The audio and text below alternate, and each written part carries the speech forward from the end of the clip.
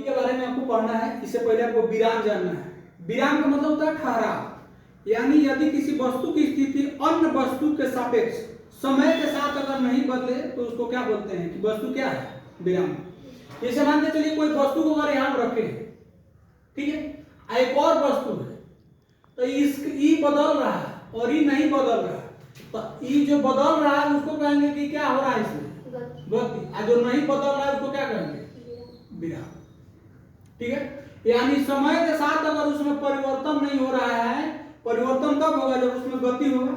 यानी जब किसी वस्तु की स्थिति अन्य वस्तु के सापेक्ष एक निश्चित समय के अंतराल पर एक निश्चित समय के बाद अगर उसमें परिवर्तन अगर नहीं हो रहा है तो उसको कहा जाता है कि वस्तु क्या है, विराम में है। अगर परिवर्तन हो गया तो वस्तु क्या है, गति में।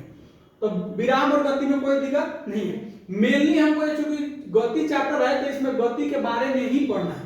तो गति आपको छठा क्लास में पढ़ाया गया गति 3 प्रकार का, लेकिन 9th क्लास में आकर के पढ़ना है कि गति कितना प्रकार का है, 4 प्रकार का। पहला रैखिक गति है। रैखिक गति कहने का मतलब है कि वैसा गति जिसमें वस्तु सीधी या वक्र रेखा पर काम करे। सीधी का मतलब होता है वस्तु इस तरह चले, या वक्र रेखा मतलब टेढ़ी मेढ़ी रेखा पर चले, तो उसको हम क्या कहेंगे, रैखिक गति। जैसे मैं आपको बंदूक से छोड़ी गई गोली, बंदूक से छोड़ी गई गोली सीधी चलती है कि टेढ़ी, सीधी, तो इसका गति पूछेगा तो कौन सी गति कहिएगा, रैखिक गति।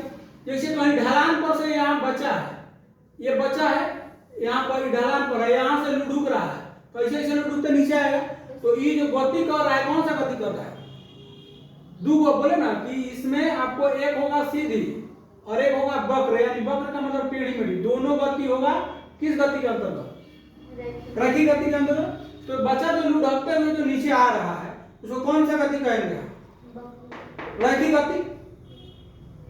ठीक है ना, सीधी रेखा पर हो चाहे टेढ़ रेखा पर हो, अगर बच्चा लुढ़कते हुए या चल रहा है तो उसको रैखिक गति के अंतर्गत शामिल करेंगे। यानी वैसी गति जो सीधी रेखा या वक्र रेखा पर चलती है उसको क्या कहेंगे, रैखिक गति। यानी वैसी गति, रैखिक गति के बारे में लिखेंगे कि वैसी गति जो सीधी रेखा या वक्र का मतलब टेढ़ी मेढ़ी रेखा, वक्र रेखा पर चलती है, उस गति को कौन सी गति कहते हैं, तो उस गति को हम लोग कहेंगे कौन सा, रैखिक गति। कोई दिक्कत, रैखिक गति कहते हैं। जैसे एग्जांपल में इसका होगा, एग्जांपल में होगा बंदूक से छोड़ी गई गोली, जैसे बंदूक से छोड़ी गई गोली, लुढ़कता हुआ बालक, ये सब कौन सा गति का होगा, रैखिक गति। दूसरा है वृत्तीय गति। वृत्तीय गति में हम क्या करते हैं कि हम इसमें वस्तु वृत्त पर चलती है, वस्तु कौन सी पर चलेगा, वृत्त पर। वृत्त क्या कैसे होता है, इस तरह का होता है, यही ना वृत्त है जी। तो वस्तु यहाँ पे रहेगा और यहाँ ऐसे ऐसे इसी पर चलेगा, मतलब जिसमें वस्तु वृत्त पर चले उसको कौन सा गति कहेंगे, वृत्तीय गति। जिसमें वस्तु वृत्त पर चलती है, जिसमें वस्तु वृत्त पर चले उसको कौन सा गति कहेंगे, वृत्तीय गति कहेंगे। वृत्तीय गति का उदाहरण होगा सूर्य के चारों ओर पृथ्वी की गति। जैसे मान के चलिए ये सूर्य है और इसके चारों ओर क्या है, ये मान लेके चलिए पृथ्वी, तो इससे पृथ्वी ऐसे ऐसे गोल गोल घूमती है ना, इसके पीछे घूमती है ना, तो ये जो गति करती है उसको वृत्तीय गति कहा जाता है। एक और है इसमें पृथ्वी के चारों ओर चंद्रमा, जैसे अपना ये पृथ्वी है, अब पृथ्वी के आगे भी तो चंद्रमा गति करती है, नहीं, पृथ्वी करता है सूर्य का चक्कर लगाता है और पृथ्वी का चक्कर कौन लगाता है, चंद्रमा। दोनों जो गति करता है, जो चक्कर लगाता है, उस गति को हम लोग वृत्तीय गति कहते हैं। कौन सा गति कहते हैं, वृत्तीय गति। तो दो एग्जांपल हो जाएगा, पहला सूर्य का चक्कर लगाती हुई पृथ्वी की गति और दूसरा पृथ्वी का चक्कर लगाती हुई किसका, चंद्रमा की गति। ये दोनों गति किसका उदाहरण है, वृत्तीय गति का। तीसरा दोलनी गति। दोलनी गति क्या होता है, एक जिसमें वस्तु क्या होता है, इसमें वस्तु एक निश्चित एक निश्चित बिंदु के आगे पीछे गति करती है। कहिएगा कैसे करती है? उसे कौन सा गति कहते हैं? दोलनी गति। एक निश्चित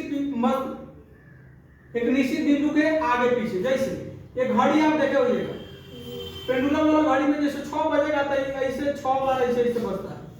देखें झूला देखे, यहाँ पर जो बालक जो बैठेगा वो झूला होता था, एक बार ऐसे जाएगा ऐसे जाएगा ऐसे जाएगा। जो ये आगे पीछे की जो गति है, इस गति को कौन सी गति हम कहते हैं? दोलनी गति। जिसमें वस्तु एक निश्चित बिंदु के आगे और पीछे गति करती है उसे हम कहते हैं दोलनी गति। इसके उदाहरण में होगा झूला की गति, दीवार घड़ी के, पेंडुलम की गति। ये जो है इसको पेंडुलम कहते हैं। इसको ये इस तरह का है, रहता है ना, इस तरह का रहता है, उसको पेंडुलम कहा जाता है। तो पेंडुलम जो गति ऐसे ऐसे करती है, इस गति को दोलनी गति, और झूला जो आगे पीछे इस तरह करता है इसको भी दोलनी गति कहते हैं। एक है आवर्त गति। आवर्त गति का मतलब होता है जिसे पीरियोडिक मोशन कहा जाता है। इसमें वस्तु अपनी गति के निश्चित अंतराल पर, इसमें वस्तु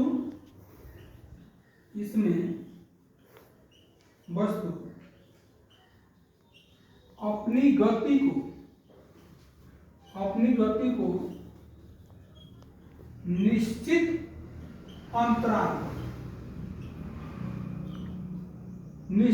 अंतराल पर दोहराती है।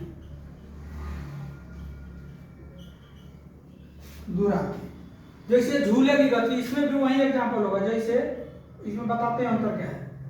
जैसे झूले की गति,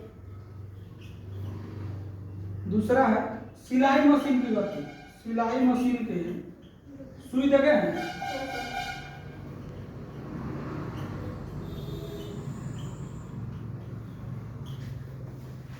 तो यानी ये झूला की गति उसी तरह आगे पीछे होगा, और सिलाई मशीन के सुई का जो गति होता है ये भी ऐसे ऐसे पता है। तो जो वो सुई का जो सुई है, सिलाई मशीन की सुई, उसका जो गति है ये आपका आवर्त गति का है। एक निश्चित समय तक, इसमें एक समय का पाबंदी रहेगा कि एक निश्चित अंतराल पर ये क्या करेगा? दोहराएगा। अपनी गति को क्या करेगा? दोहराएगा। और इसमें क्या है? निश्चित बिंदु के आगे पीछे, बिंदु फिक्स रहेगा इसका, इसी बिंदु के यहीं से आगे पीछे करना है, आपको इधर नहीं जाना, ठीक है। लेकिन इसमें बिंदु का कोई सीमा नहीं है। झूला का गति का जहां से मन करेगा वहां तक जो संभालेगा चला जाएगा। और मशीन की गति, तो ये दोनों लगभग आपको दोलनी गति या आवर्त गति लगभग आपको सेम लग रहा है नहीं लग रहा है? ठीक है। ऐसे मेन रूप से हम लोग छठा क्लास में पढ़े थे, तीनों को पढ़ा कर रहा है कि वृत्ति और दोलनी। एक आवर्त गति है, उसी का मिलता जुलता पार्ट है। याद हो जाएगा नहीं हो जाएगा? हो जाएगा। तो इसके बारे में कल आप याद करके आइएगा, नेक्स्ट आपको आगे क्लास में